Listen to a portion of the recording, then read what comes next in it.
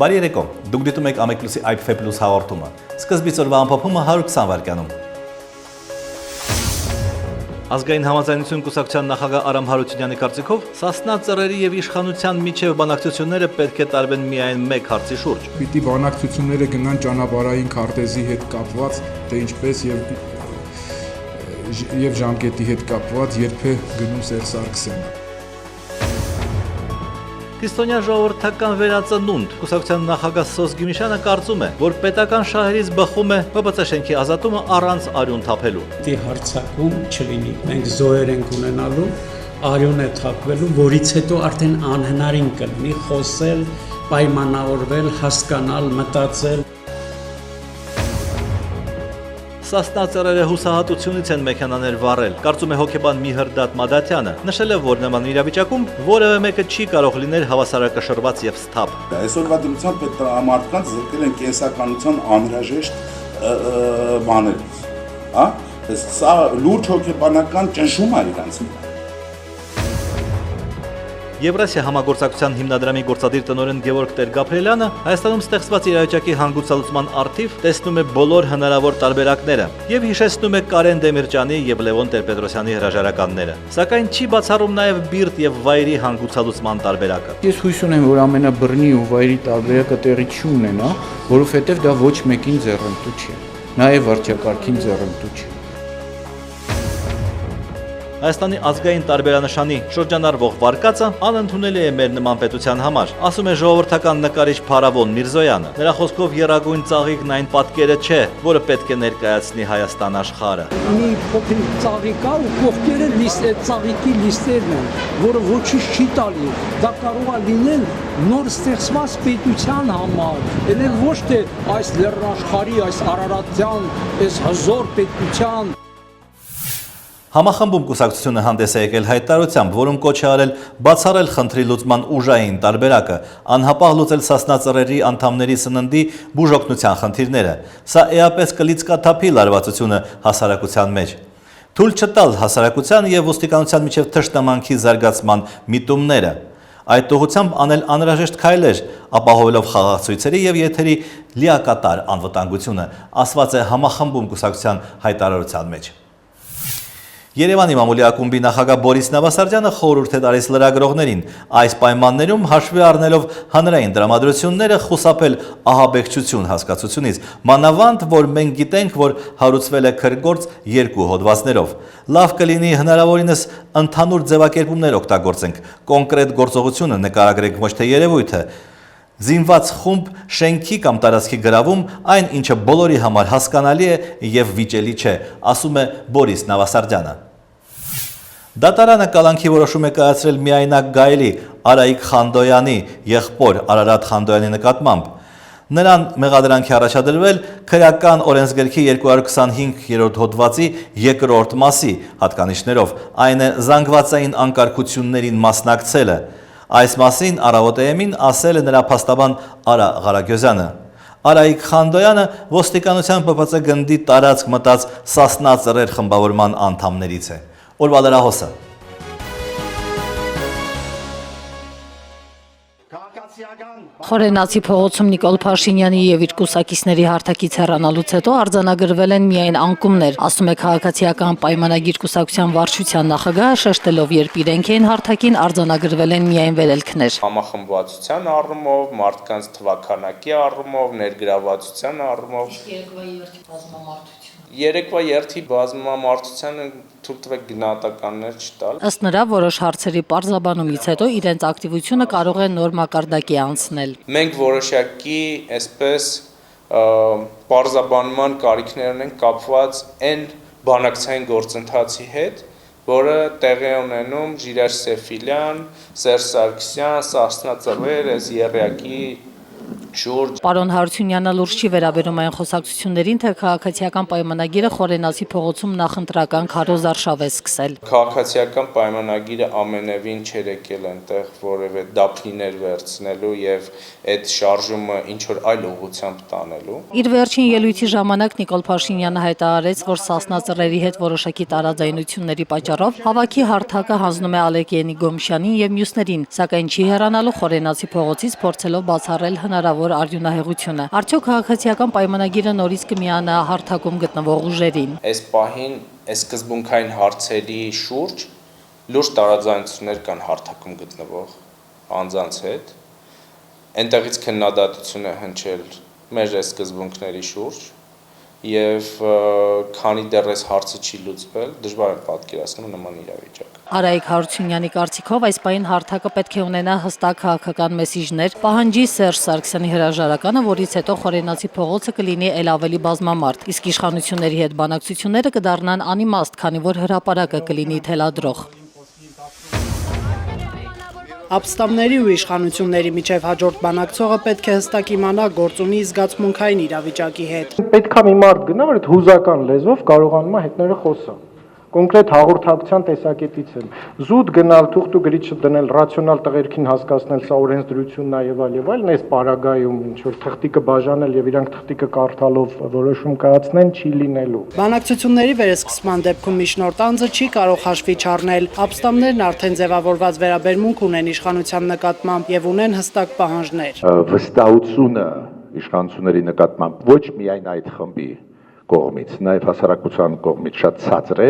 այդ գործոնները մեզ մոտ շատ ուժեղ են։ Իշխանությունները զիջումների վախում են գնալ։ Իրանք ասում են, եթե մենք զիջմանը գնանք, հասարակությունը կընկալի դա որպես թուլության նշան։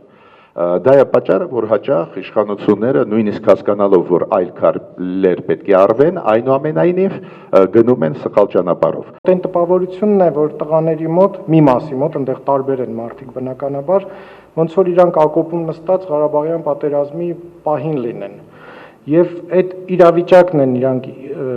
պատկերացրել եւ պետքա մի մարդ գնա, որ այդ իրավիճակում այդ լեզվով կարողանում է իրանց հետ խոսալ։ Բանակցությունները մտան փակուղի հատկապես պատաններին ազատ արձակելուց հետո, հաշվի առնելով վերջին օրերի զարգացումները, քննարկման մասնակիցները կոչ են անում իշխանություններին բացառել բիրտ ուժի կիրառումը։ Դիմում եմ ոստիկաններին չկատարել հանցավոր հրամաններ։ Շատ հաճախ լինում է աշխարհում, երբ որ զինվորականները կամ ոստիկանները կատարում են հանցավոր հրամաններ, իրանք իրավունք ունեն չկատարել։ Իդեպ չի բացառվում, որ ներկա իրավիճակում լարվածությունը թուլացնի իշխանությունների կողմից ազատագրված տարածքների հանձնումը բացառող հայտարարությունը, որը նաև Սասնա Ծռերի պահանջներից մեկն է։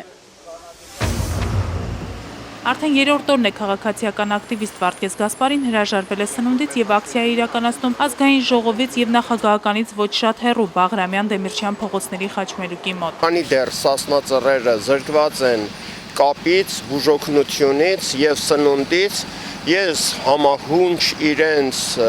հոգեվիճակին եւ իրենց իրավիճակին, ես նույնպես հրաժարվում եմ սնունդից եւ դա կդադարեցնեմ այն ժամանակ, երբ որ իրենց նույնպես կտրամադրվի կապ, բուժօգնություն եւ սնունդ։ Գասպարին հիշեցնում է փաստը, որ սնունդի հարցը չի կարգավորվում այն պահից սկսած, ինչ Սասնա Ծռերի խմբի անդամներն ազատ են արձակել պատանդներին։ Իշխանությունների համար նրանք իրանց համար անցան արդեն հաջորդ պլանին, ամեն գնով ոչնչացնել։ Գասպարին ակցիա է անում մարտի 1-ի 10 զոհերի նկարներով պաստառը պարզած։ Սերժը, որը կոչ է անում, որ մեր երկրում ուրեմն բռնությամբ հարցեր լուծելը անթույլատրելի են, սա ուղղակիորեն վկայությունն այն ինչի, որ ինքը հենց բռնությամբ եւ սպանություններով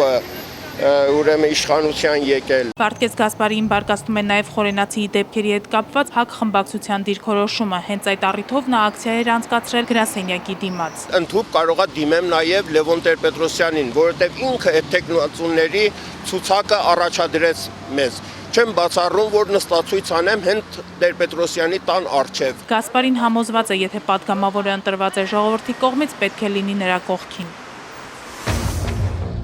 Գեղարքունիքի մարզի Գանձագյուղում մարդիկ առևտուր են անում առանց գումար վճարելու։ Մարդիկ չունեն գումար, որ այսենց ամբողջ օրը նստած թեթևակի առևտուր անում։ Կարող եմ ամբողջ օրը ես մի 10,000 չունենամ, կարող է օրկա 1,20 լինի։ Մարդիկ կան 1 տարուց ավելի է պարտքով են սնունդ գնում, 60-ամյակինը շեշտում է, Գանձակում վիճակը շատ է վատացել։ Գյուղում ասենք թե աշխատատեղեր չկա։ Մարդիկ հողամասեր են ցանած արդեն կարկտահարվե, вообще միջոցներ չունեն ապրելու։ Խանութի եկամուտը շատ քիչ է 5 հոգանոց ընտանիքի համար։ Հողագործությունից ու անասնապահությունից էլ մեծ գումարների սպասելիքներ չունեն։ Գեղարքունիքի մորսի վրան ոչ մի ուշադրություն չեն դարձնում, որովհետև ինչ որ բանից դուրս մնա։ Ովքեր են, ասենք թե եկած այսքան ժամանակ հարցրած, թե դուք ինչով եք զբաղվում, գործ ունեք, իմ այսինքն տղաները ավարտել են, բարձրագույն են, բան մի գործ չկա։ Գանձակի գյուղապետը չի հերքում գյուղացիների կյանքն ամենևին էլ փայլուն չէ, բայց ելք տեսնում է։ Սա օլպիական գոտի է։ Աշխարհի միակ գոտին է, որ ամազորա շվեյցարական գոտին։ Այսինքն շվեյցարական պոնի կոնանք մենք դուց արտադրենք, 10 անգամ ավել վաճառենք։ Բայց ցավոք տես մեր երկրում ինչ է գոտարում։ Դրսից կորվանում են կոթի փոշիներ գրել։ Դրա համար էլ կոթի գները ընկնում է։ Նա կարծում է, որ պետք է լինեն արտադրողին պաշտպանող հատուկ կազմակերպություններ։ Կորտոլ արտադրողների ասոցիացիա էլ պետք է լինի, կոթ արտադրողների ասոցիացիա էլ Եվրոպա կոնանք մտնենք մեր կոթով, մսով, մեղրով, ել չեմ ասում ծիրանով, այն ինչը մեր բրենդն է։ Իդեպ 4238 բնակիչ ունեցող Գանձակում մեծ մասն ապրում է դրսից ուղարկված գումարներով, իսկ հող մշակում են շատ քչերը, շահավետ չլինելու պատճառով։ Ոստիկանության գունդը գրաված զինյալների շուրջ վիճակը շարունակում է մնալ լարված։ Զինյալ խմբի պահանջները կարծես թե մնացել են նույնը։ Նրանք շարունակում են այրել մեքենաներ եւ խնդիր ունեն սննդի եւ էլեկտրականության։ Նրանց աջակցող քաղաքացիները շարունակում են հանրահավաքներ անել։ Երեք գիշեր տեղի ունեցել միջադեպ, որի արդյունքում կան տուժածներ։ Օրվա գլխավոր թեման։ Շուտով 48 ժամ գանի, որ դրաները չունեն ոչ սնունդ, ոչ էլեկտրական հոսանք, ոչ բժշկական ծառայություն։ Վերջին երկու օրերի թեման է Սասնա ծռերի հատկապես սննդի հարցը։ Խորենացի փողոցի երեկվա հավաքը պետք է գտներ այս հարցի պատասխանը, օրինական ինչ ճանապարհով հասցնել սնունդը։ Մենք ոստիկանության հետ բախումներ չենք փնտրում։ Օրինական ճանապարհներ չկան, խորենացիում հավաքվածները սկսում են երթը։ Երևանի փողոցներում մարդիկ բղավում են հերոսներ, բղավում են Սասնա ծռեր։ Մինչ վերադառնում են խորենացի փողոց ծռերն արդեն հրդեհել էին իրենց հսկողության տակ գտնվող ոստիկանության երկու ավտոմեքենա։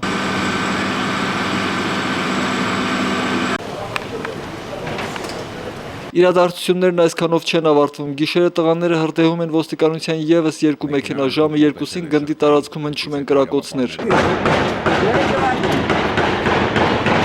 Վիրավորվում է Սասնա ծռերի երկու զինյալ, նկարիչ Աշոտ Պետրոսյանը եւ Հովհաննես Հարությունյանը, ոստիկանությունը հաստատում է այս փաստը։ Իրավապահներն անմիջապես բուժօգնություն են կանչել եւ առաջարկել վիրավորներին տեղափոխել հիվանդանոց, ինչին զինված խմբի անդամները համաձայնել են։ Ներկայումս երկու վիրավորներն էլ գտնվում են հիվանդանոցում եւ ստանում են անհրաժեշտ բժշկական օգնություն։ Այդ ժամանակ խորենացի փողոցում արդեն գրեթե ոչ ոք չկար, ոստիկանությունն այդպես էլ չի պարզաբանում, թե ինչու էին տղաներն ավտոմեքենայով շարժվում ուժայինների ուղղությամբ։ Հուլիսի 26-ի երկրորդ կեսից հետո ազգային անվտանգության ծառայությունը հրապարակում է միջադեպից հետո վիրավորված Աշոտ Պետրոսյանի եւ մյուս զինյալների երկխոսությունը։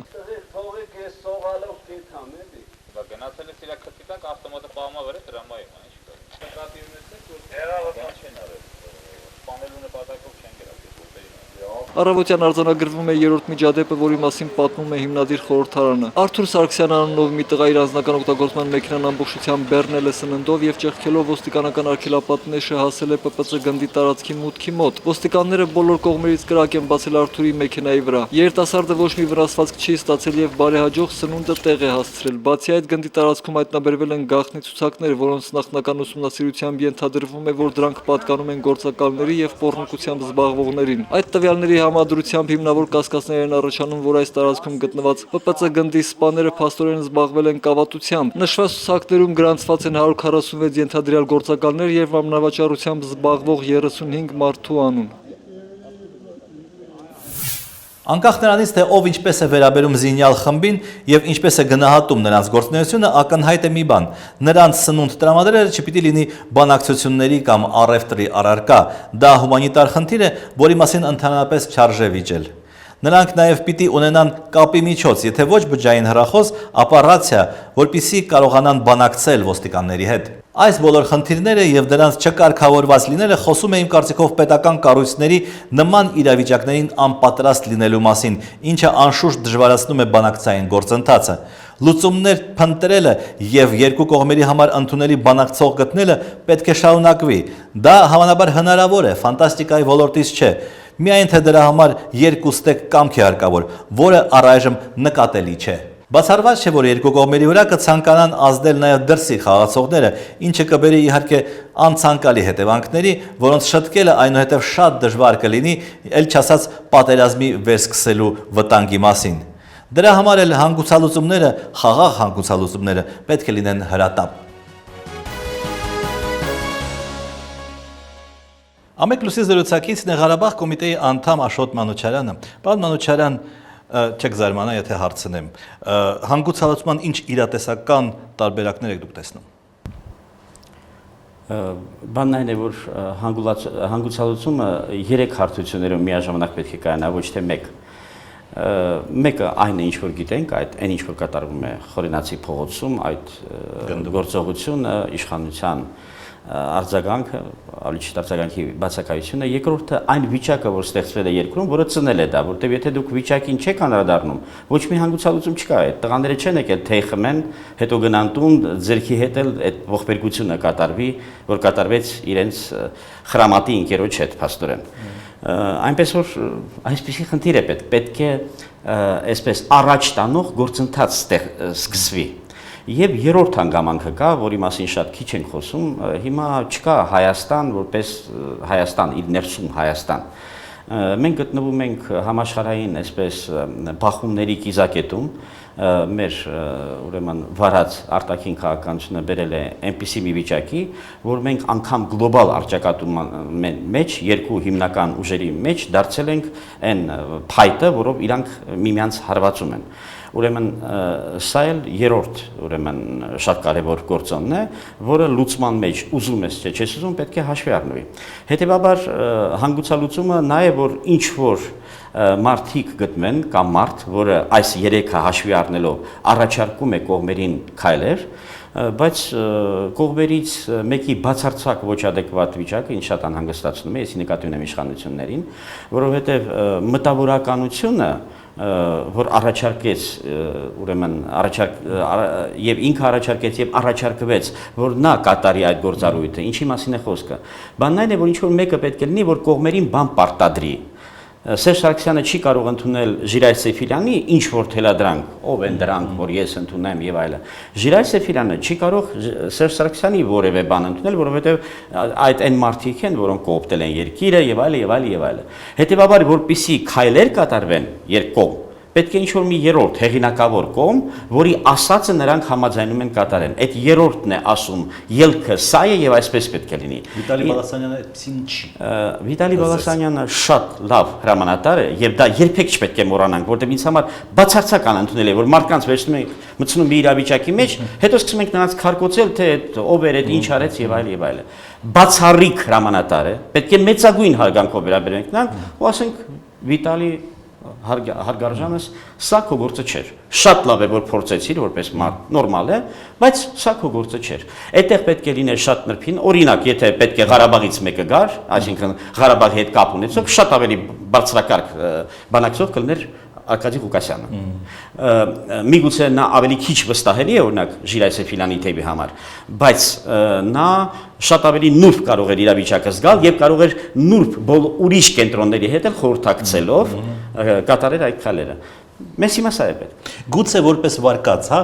իշխանությունը պետք է հայտարարի, որ ոչ մի հողերի զիջում չի լինելու եւ դա ինչ որ չափով դրական ազդեցություն կունենա։ Դուք մտակ աշխարհակաղակական ուրեմն դաշտը, հիմա մեզ մոտ իրավիճակը այսպես է։ Բազմաթիվ անձիկ, որ մտել են Թաթերաբեմ, ուրեմն նրանք ներկայացնում են ուրեմն ինչ-ինչ ուժեր, դրսի, ներսի, շահեր եւ այլն, եւ մի հսկայական զանգված, որ մեր ժողովուրդն է, որը ուզում է երկիրը վերցնի բերի նոր վիճակի մեջ։ Այսինքն այս ինչ որ կատարվում է, դրա հիմնական որակը մենք ենք։ բայց դրա հետ խառնված շատ բաներ կան, եւ դրա համար այն հարցերը, որը դիտարկվելու է կողմերից, այսպես որպես փոխադարձ հարվածներ եւ այլը, կարող են լինել այլ լուծումներով, այլ մոտեցումներով։ Այդ երկընտրանքը, որ ստեղծել են, կամ ոչ մի թիս հող, կամ պետք է գնաք զոհվեք, բան, բացարձակ արհեստական է։ Եթե մենք ձեզ հետ կունենանք ավելի երկար ժամանակ, ես կխոսեմ այլ ընտրակտներից էլ ինչ կարելի է այդտեղ անել։ Խնդիրը սա չի։ Խնդիրը սա չի։ Իհարկե, այդ առևտրական գործարքը, որ արեց իշխանությունը, ասելով, որ մենք հիմա ուզում ենք գնալ այդպիսի գործողության, բացարձական ընդունելը շատ բնական է այդ ազատամարտիկների այդպիսի հայտարարություն։ Բոլորս ենք անհանգստացած դրանով։ Հիմնական համար մեկ խնդիրը հետևյալն է. Հայաստանը այդ վիճակից, երբ որ միակ ուրեմն գործոնը, որ գործում է մեզանում, ինչ որ անձիկ կարևոր չի ով, զավթում են իշխանությունը, մյուսները ձգտում են զավթել եւ մի բանի համար, կողոպուտ, ուրիշ ոչ մի բան։ Այս վիճակից դուրս գալն է։ Մենք հենց որ դուրս եկանք այս վիճակից, շատ տաղանդավոր մարդիկ ենք, շատ արագ կգտնենք բոլոր բանաձևերը, մանավանդ որ նրանք առկա են։ Շնորհակալություն։ Իմ զրուցակիցներ Ղարաբաղ կոմիտեի անդամ Աշոտ Մանուչարյանը։ Հանրապետություն կուսակցության նախագահ Արամ Սարգսյանը առաջ գրազ էր գալիս դիվանագետների հետ Արցախի հարցում, հիմա որոշել է դա այլևս չանել։ Եվ դա ճիշտ է, պետք չէ գրազ գալ եւ պետք չէ ստորագրել թղթեր, որոնց կիրառման հետևանքները քեզ հայտնի չեն։ Դիտեք նաեւ մեր վերջին խոսքը, իսկ ես ձեզ հրաժեշտ եմ տալիս։ Մենք կհանդիպենք վաղը։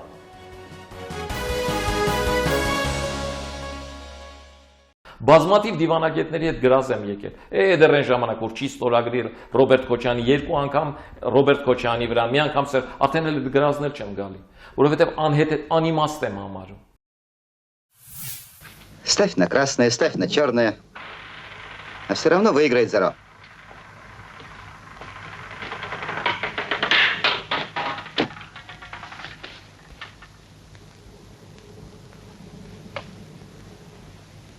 Еще никому не удавалось меня надуть.